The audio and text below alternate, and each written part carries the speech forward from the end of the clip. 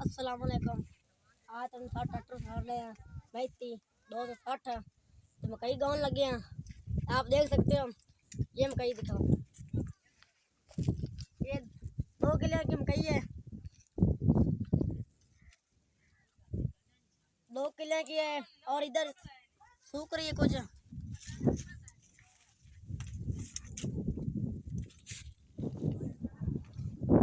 Tractor है, हाँ machine thresher.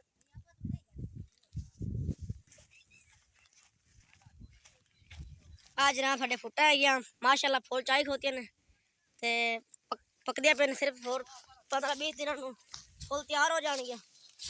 फिर चंगी काट के खाएंगे। अभी अभी लग रही हैं सिर्फ 15-20 दिन।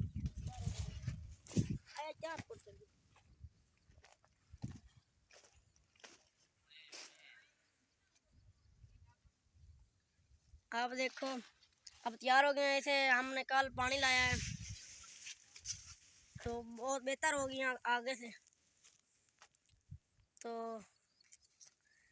15-20 दिनों में तैयार हो जाएंगे। अगर आप दोस्तों को ये वीडियो अच्छी लगे तो साजिद टीवी HD को सब्सक्राइब करें, चैनल ज़रूर करें। शुक्रिया।